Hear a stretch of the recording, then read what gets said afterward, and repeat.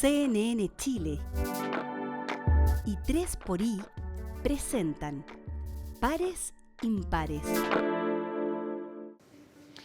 Estamos siempre ocupados de esta tarea que a veces parece imposible o que a veces parece demasiado inocente en su propósito, de instalar la conversación sobre aquellas herramientas que permiten transitar entre los pasillos de la dificultad humana, aquellas herramientas que permiten el diálogo, que construyen puentes. Y quisimos tener hoy día a Alfredo Moreno, ex canciller, ex ministro de Desarrollo Social, ex ministro de Obras Públicas, actual director del 3xI, justamente por sus múltiples vidas, por sus diversas identidades, como empresario, como una persona que ha trabajado en el Estado y conoce sus complejidades, y como humano. Así que por esas tres virtudes, gracias por estar aquí, Alfredo. Muchas gracias por la invitación. Quería partir desde una pregunta muy sencilla y tal vez obvia, pero como empresario, ¿cómo la desconfianza afecta el trabajo?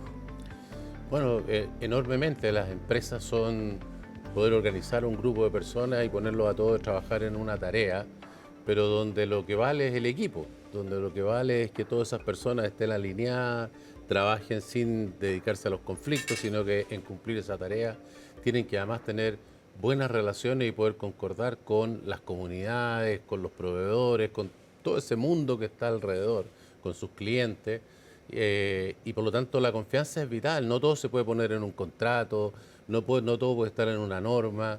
Los grandes equipos de las empresas exitosas, son empresas que logran motivar a su gente, trabajar todos juntos, que se apoyen unos con otros. ¿Tú has experimentado eso? Pero evidente. En términos de productividad, de eficiencia, de resultados. Mira, todas las empresas con las mejores perspectivas se han perdido porque no logran, digamos, superar los conflictos entre personas, entre grupos, tener objetivos que son conflictivos entre ellos.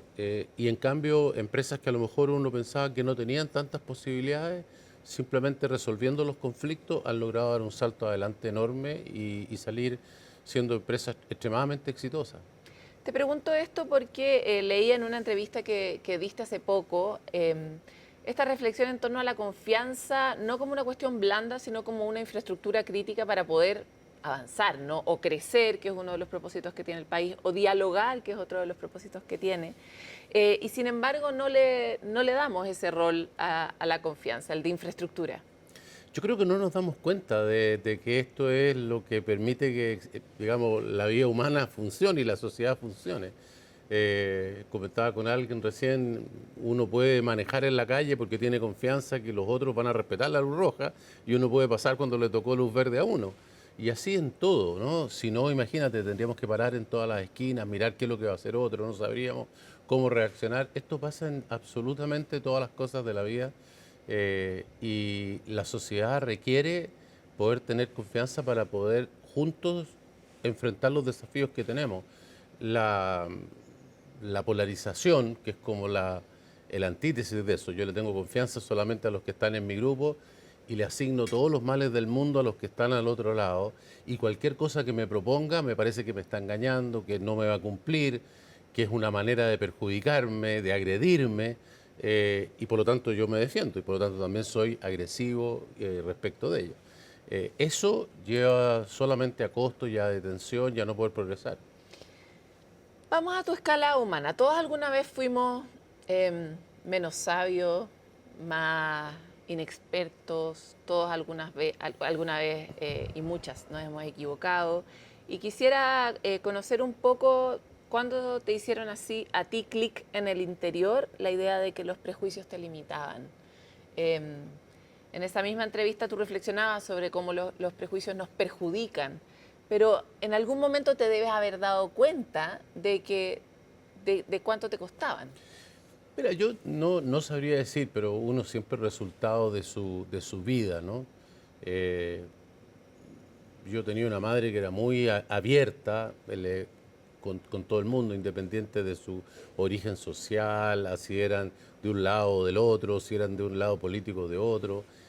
También me tocó una época muy particular, digamos, en la época del colegio, la universidad, la época de la Unidad Popular, después la época militar, donde digamos, los extremos estaban muy aparte y había que sacar adelante cosas que que requerían, digamos, el concurso de todos.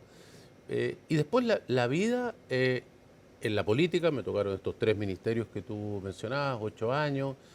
En la empresa me ha tocado estar en los gremios, ¿no? Yo he dirigido la Teletón, ICARE, la Confederación de la Producción y el Comercio, la CPC, que reúne a todos los empresarios en este país. Y en todos ellos, tú te das cuenta que para poder avanzar, tienes que conocer a las personas y que muchas veces las personas no son esa imagen que uno se forma de ellos. Porque eso yo creo que es una cosa muy importante. Las personas a veces son agresivas, pero porque tienen miedo. La causa de la agresividad es que las personas creen que el otro va a ser agresivo con uno, ¿no? Y por lo tanto se defienden y están así, digamos, a la defensiva. Yo recuerdo cuando el presidente Piñera me encargó hacerme cargo del tema indígena en el sur y de los conflictos en la Araucanía y el conflicto con el pueblo mapuche. Y parecía que habían dos mundos tan aparte. Yo le decía, mire, si usted quiere que le den la mano, la mejor manera de que te den la mano es estira la mano. Si tú le das la mano a alguien, aunque te tenga mucho o tú creas que tiene mucha odiosidad contigo, es muy difícil que alguien te deje con la mano extendida. Muy difícil. Entonces, si uno quiere conversar con alguien, si quiere colaborar, si necesita hacer un trato, bueno, ¿por qué no partir por dar uno un paso primero? Lo más probable es que vas a recibir un paso positivo del otro lado. ¿Qué aprendiste tú del mundo mapuche? Bueno, yo lo primero que aprendí es que nos conocemos poco, ¿no? Y esto lo digo... Lo primero que supiste es que no sabías. Lo primero, claro, y como yo partía de la base que yo no sabía nada, porque esa era la realidad, y no tenía entonces una imagen forjada, pero hay muchos estereotipos, y en esto no me refiero solamente a caracterizarlos como violentos o así o asá. También hay otros que los han convertido en una especie de santos o de personas que tienen una comunicación privilegiada con la naturaleza y como que no tuvieran ninguna característica humana. Y la verdad es que son personas, digamos, que tienen una cultura muy valiosa, muy particular, que tiene, digamos, una raíz muy fuerte en la tierra, porque esa es su actividad, esa es su tradición, que además son orgullosos de eso y que han sufrido discriminación durante muchísimos años. Y que muchas veces las políticas públicas los han llevado a estar en una situación muy desmedrada. Entonces, es un grupo muy importante de la población chilena en que podríamos tener un beneficio para todos si nos conociéramos, si interactuáramos, si pudiéramos colaborar. Y yo creo que ese es el desafío que tiene Chile en esa tarea. Igual cuando uno te escucha, el tipo de cosas que dices son cosas que escuchamos poco, particularmente en el sector de la derecha al que tú perteneces, y probablemente tiene que ver mucho con el desconocimiento, pero hay algo que tiene que ver con percibir la humanidad, que probablemente te puede haber pasado en la cantidad de interacciones que tuviste que tener a propósito de ese rol. ¿Cuál fue el candado que abrió las distintas posibilidades de mirar su dolor, sus dificultades, su histórica discriminación y también sus dimensiones materiales y concretas que son aparentemente igual de desconocidas que las otras? Bueno, en ese caso particular, la verdad que yo llegué a ese tema en forma completamente imprevista para mí. No estaba en la descripción de cargo ni en el programa de gobierno que el ministro de Desarrollo Social tenía que hacerse cargo de esto. Fuimos un día a la Araucanía y el presidente, mientras estaba haciendo el discurso, cambió el discurso y dijo, oye, esto se va a hacer cargo el ministro Moreno, en vez de decir se va a hacer cargo otra persona, que era lo que tenía escrito incluso en el papel. Yo estaba leyendo el papel, porque estaba al lado de él. Te enteraste literalmente Así que por la después prensa. le pregunté, no, me di cuenta ahí mientras lo leía y entonces tuve que partir en una cosa que no tenía para nada previsto. Comencé a conversar con las personas y me di cuenta primero que no sabía nada del problema, pero que también había un desconocimiento y una digamos, diferencias en las opiniones enormes. En aquella época, por ejemplo, había una persona que estaba presa, ¿no? Y que estaba presa porque había sido parte de el asesinato en un incendio de la familia Luxinger, de los dos padres de la familia Luxinger, y quien reclamaba que tenía que salir porque era machi y tenía que salir a hacer la renovación de su rehue. Y la gente decía, bueno, no puede ser, ¿cómo va a salir un tipo que es un delincuente, digamos, que ha asesinado a dos personas, que las quemó vivas? Y por otro lado, había una cantidad enorme de atentados que reclamaban que cómo era posible que no le dieran permiso para ir a renovar su rehue. Y nadie entendía bien qué era esto. Y cuando tú te metías en esto, te das cuenta de que la comunidad mapuche no valoraba para nada a este señor que estaba preso, que no reclamaba ni compartía para nada el hecho que fuera, digamos, un delincuente, y que el problema que tenía es que sentía una discriminación enorme de por qué a personas, por ejemplo, que eran católicas, por ejemplo, que estaban detenidas, le permitían y le daban un permiso carcelario con guardia, en fin, con todo, para ir, por ejemplo, al matrimonio de una hija, y a este señor que iba a renovar su rehue, que nadie sabía bien qué es lo que era, y entonces, bueno, cuando me lo explicaron, es parte de su religión. Estos machis, digamos, tienen que, digamos, renovar la fuerza, tienen que volver a la tierra. En este caso, además, muchos de estos mapuches dudaban de que este señor fuera machi en realidad, ¿no? Pero el problema no era eso, era un problema de Encuentro cultural. Bueno, y lo que hicimos fue decirle, bueno, a los mapuches, decirle, bueno, usted tiene que entender la situación de esta familia, de esta sociedad que está impactada, adolorida, con mucha razón por la muerte de estas personas, que no puede permitir que un asesino, digamos, sea tratado de una forma privilegiada. Entonces, ¿por qué no vamos y ustedes les explican qué es lo que ustedes realmente están reclamando y que nada tiene que ver con las características personales de esa persona, sino que con esta otra cosa, que es de justicia, que tenga los mismos permisos una persona que tiene una cultura o una religión que la que tiene otra? Así lo hicimos, así hablamos con la familia lo entendió, la familia dijo perfecto, y eso permitió que esto, digamos, se descomprimiera, pero, digamos, se hizo con un acuerdo de las dos partes dijeron, mire, yo entiendo lo que te pasa a ti, tú entiendes a mí, y esta persona pudo salir, volvió, no hubo ningún problema, y hoy día sigue preso como corresponde, pero el problema se terminó, y el set de información que teníamos, cada grupo era completamente distinto y ambos grupos sentían que estaban siendo agredidos profundamente por el otro, y simplemente era cosa de conversar, de conocerse y de poder descubrir lo que estaba detrás para resolver un problema que parecía insoluble. ¿O se podría haber tomado un camino de imponer una de las verdades, ¿no? Sin embargo, la imposición tiene patas cortas o tiene una fecha de caducidad medio cercana. ¿Cómo se dialoga en un mundo en que hay que tomar decisiones rápido o que existe esta sensación de urgencia con este tiempo que requiere esta comprensión que acabas de describir? Bueno, primero decir que, excepto en casos muy extremos, la imposición a veces no es posible, ¿no? En algunas cosas tú lo puedes imponer, le puedes imponer una cosa a un niño, le puedes imponer una orden, digamos, a lo mejor en un regimiento, pero incluso con limitaciones. Puedes ganar una guerra y imponerle, digamos, a otra persona, pero aquí estamos hablando cuando tú tienes que compartir, ¿no? Personas que todos son ciudadanos, que viven todos los días juntos. Tú tienes la ley, que hay que cumplirla, es válida para todos, pero si hay problemas en los cuales se requiere tomar decisiones entre todos, es muy importante que sean cosas que sean entendidas, aunque haya diferencia de opinión, pero decir, bueno, vamos a hacer esto, vamos a postergar esto otro, por esta razón, por la otra. Bueno, esa es la tarea de la política, es la tarea, digamos, que tenemos que afrontar todo en nuestra vida diaria.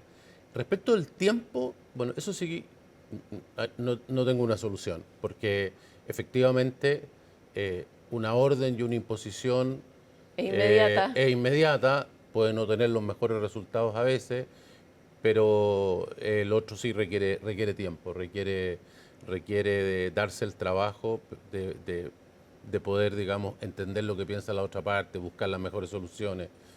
no tiene una solución, digamos, que sea inmediata. Y lo otro es que no solamente requiere tiempo, requiere valentía, porque la gente cree que las personas que son valientes son aquellas personas que son más vociferantes, son más agresivos con el contrario. Y la verdad que lo que requiere más valentía en la vida es decir algo que es diferente a las personas que te rodean o que teóricamente piensan lo mismo que tú. Sentarse a conversar con quienes otras personas creen que son enemigos requiere mucha valentía porque como la gente tiene miedo de esas personas y le adjudica una serie de cosas negativas con razón o sin razón, inmediatamente la gente dice, bueno, esta persona nos está traicionando, no está con nosotros, está con los otros. Cuando solamente estás tratando de entender qué es lo que piensa la persona que está al frente. Te lo pregunto porque no vivimos en tiempos en que nos demos el tiempo. Se reclaman de muchos lados imposiciones. Hemos visto experiencias de imposiciones. ¿Para qué recordar otra vez más las distintas experiencias constitucionales, los intentos de tener una nueva constitución, que finalmente fueron 2 imposiciones? Y me encantaría saber cuáles son, en tu experiencia, las herramientas que permiten avanzar en un momento como este, de alta polarización, de mucha urgencia y en el que al mismo tiempo se siente muy fuerte la imposición de ciertas ideas. Bueno, mira, o sea, yo insisto, creo que si quieres obtener algo en este aspecto, lo mejor es estirar la mano. El primer paso es dar el primer paso, no esperar que te lo den. En general, si das el primer paso, vas a obtener una respuesta positiva. Voy a dar un ejemplo que a lo mejor no va a gustar, pero digo, hemos tenido la discusión en el último tiempo si deberíamos haber apoyado o no a Michelle Bachelet. Y ha habido una gran cantidad de personas que tienen el mismo cargo que yo, de ex cancilleres de la época de la Concertación, que han dicho que en realidad es el colmo que no la hayan apoyado. Y yo les recordaba que cuando conversábamos de esto, en el momento en que el presidente Boric, en este caso, lanzó esta candidatura, yo les dije, mire, si ustedes quieren que esto sea una candidatura nacional, vayan a hablar con los candidatos, pregúntenle, traten que esto desde el principio sea una candidatura nacional, porque si no lo van a poner en una situación en que va a tener que decir que no va a tener otra alternativa. Cuando después se dijo que lo iba a apoyar Brasil y México también en forma sorpresiva, poniéndolo en una situación aún más difícil, ¿por qué no fueron y le contaron para que nuevamente él tomara la decisión de decir, bueno, vamos a apoyar y vamos a hacerlo entre todos? Entonces, si uno quiere de verdad obtener algo en lo cual estemos todos detrás, hay que actuar en consecuencia, hay que actuar desde el principio y decir, oye, yo vengo a hablar con usted para que desde el principio hagamos esto en común. Si no, se convierte en la iniciativa de un grupo y las probabilidades de que termine siendo rechazado por el grupo del frente son enormes.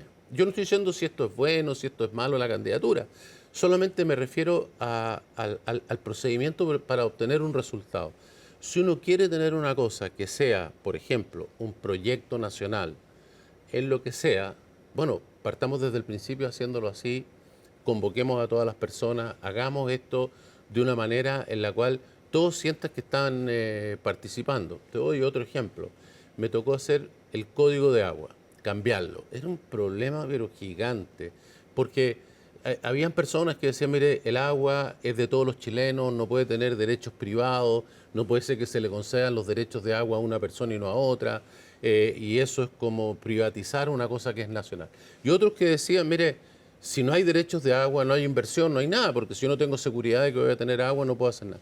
Bueno, lo que hicimos fue crear la Mesa Nacional del Agua, traer a todas las personas, traer desde el señor que vive manejando una PR en un campo, en una zona rural, hasta el señor de la sanitaria, la gente de izquierda, la de derecha.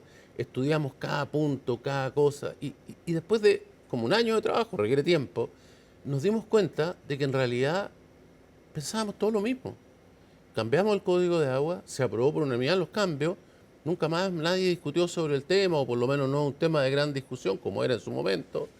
Y ha permitido seguir con las inversiones, ha permitido también que la gente tenga tranquilidad, que el agua es de todo. La autoridad tiene hoy día las atribuciones para poder cautelar cualquier emergencia. Pero eso requirió escuchar las observaciones de cada uno y darse cuenta que uno no tiene razón, porque eso es un punto importante también. Por mucho que uno tenga seguridad de sus ideas, la mayoría de las veces uno no tiene toda la razón. Y las personas que están al frente no tienen solo equivocaciones, tienen razón. A veces, por ejemplo, la gente que sufre el problema tiene el detalle del problema, y por mucho que uno sea ministro o sea un gran académico de un problema, nunca se dio cuenta del problema que la gente que lo vive lo conoce mucho mejor.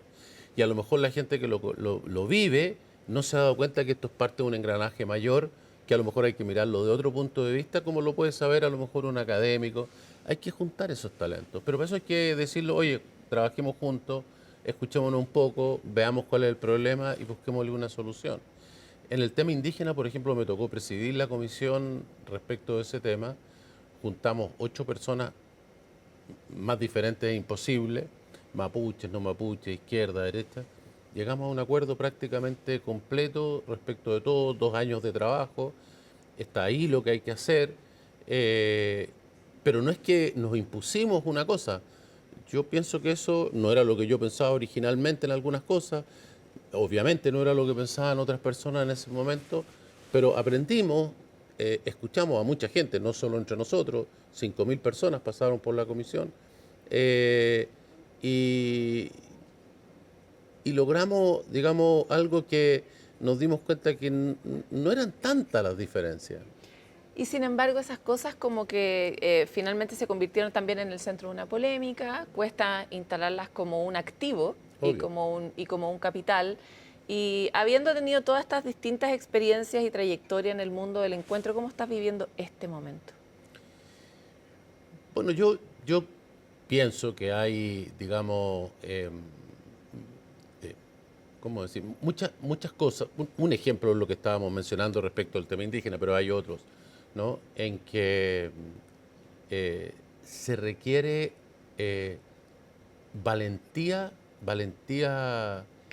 en este caso política, porque estamos hablando de temas nacionales, para invitar a las personas a mirar el problema, hacerle ver los puntos, digamos, que son relevantes, lo que la gente no sabe,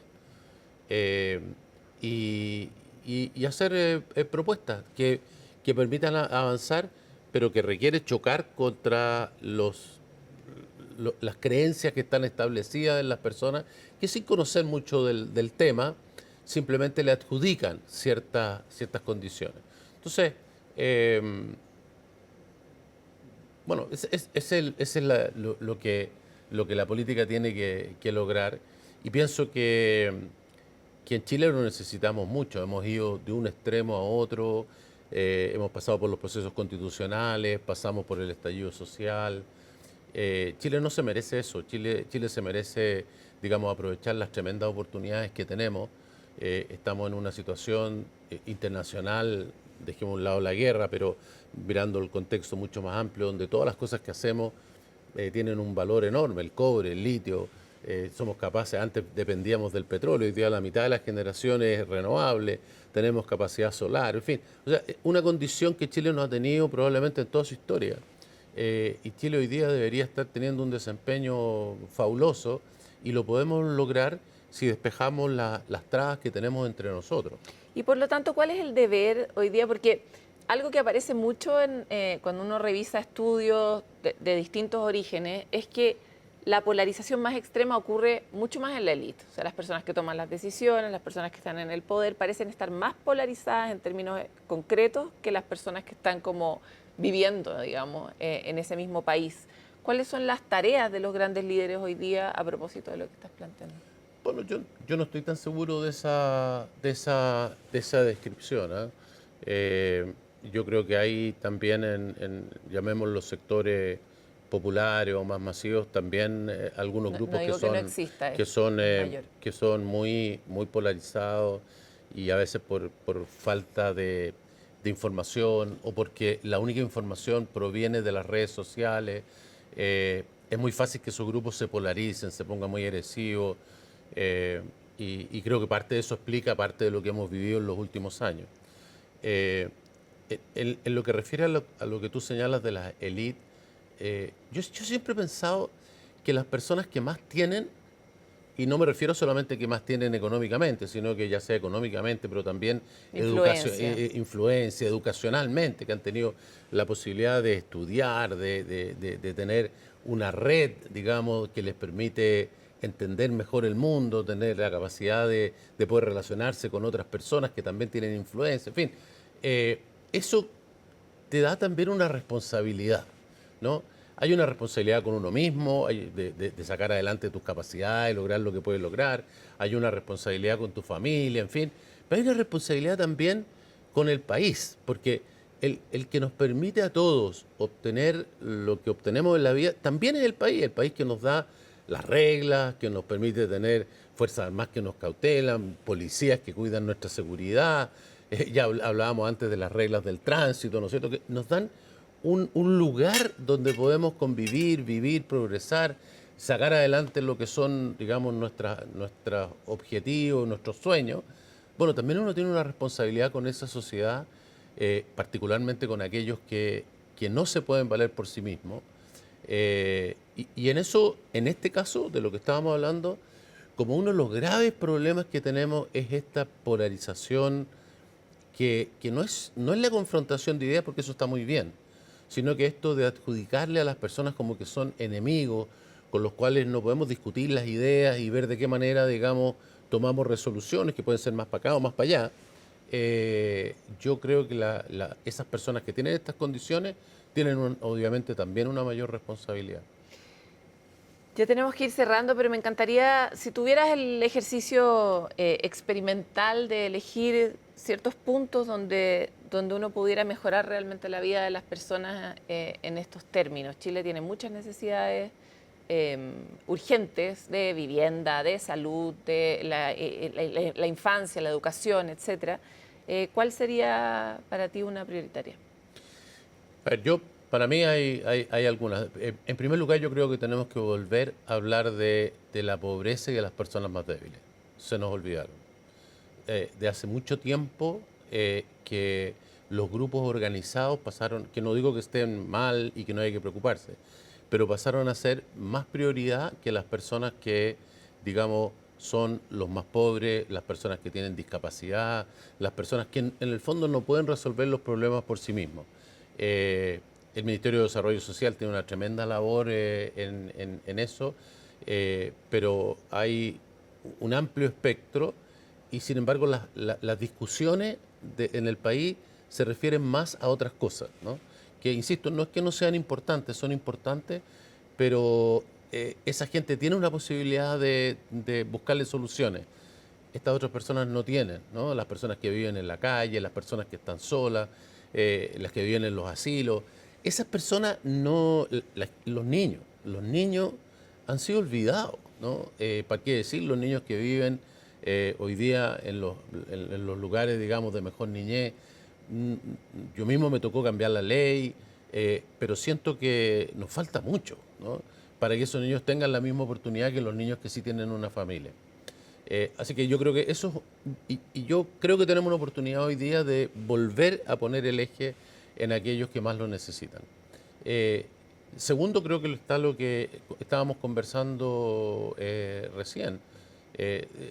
Hay que hacer un esfuerzo por tratar de resolver los problemas de Chile, considerando que no son posibles de resolver si no trabajamos con los que piensan diferente que nosotros. Nosotros, bueno, tú lo conoces bien, ¿no es cierto?, el 3xI, una organización que se dedica a eso, que junta gente que tiene todos los colores políticos y todas las distintas actividades que uno pudiera imaginar. Yo creo que ahí hay una tarea sumamente valiosa y ya ha logrado convocar a gente de todo tipo y que se han dado cuenta que pueden trabajar juntos y ayudar a resolver problemas. Y creo que ese ejemplo tiene que cundir, tiene que avanzar, tiene que esparcirse. Yo creo que hay mucha gente de buena voluntad que tiene esa idea. O sea que yo pienso que si nos preocupamos de los que tienen menos y si trabajamos en conjunto, el resto de los problemas los podemos resolver de buena manera. ¿Tienes confianza en que esto ocurra o es más bien un deseo? O sea, yo pienso que esto es una tarea permanente, nunca la vas a resolver totalmente. Esto es un problema de grados. Yo creo que hoy día estamos en un grado de polarización, no solo en Chile, estamos en el mundo. Hay otras cosas, digamos, ¿no? Todos podemos hablar de cuáles son las causas, la tecnología, la forma de comunicarnos, las redes sociales, lo que sea, pero efectivamente la sociedad está más polarizada. Tenemos pocos lugares donde la gente se puede informar de una manera veraz y además que llegue a todos la misma información. Entonces, tenemos un problema más difícil, pero veo también que eso mismo está causando una reacción del ser humano que está detrás, que está dentro de cada uno de nosotros. Hoy día, por ejemplo, el mayor problema de la gente es la soledad. La soledad porque la gente esto mismo lo va arrastrando a estar solo y hoy día están apareciendo estudios en todas partes de cómo la felicidad de las personas está asociado a un elemento central, sus relaciones personales. Vivir en un grupo con gente que le importa. Bueno, eso mismo tiene que ver con la salud de los países. Entonces, veo que la gente, así como por ejemplo, la gente, todos se vinieron a vivir a las ciudades y la aglomeración, los tacos, la presión, ahora lo está haciendo valorar, digamos, vivir un poquito más en el campo, ir un poquito más a la playa, buscar lugares en la naturaleza. El ser humano busca la humanidad.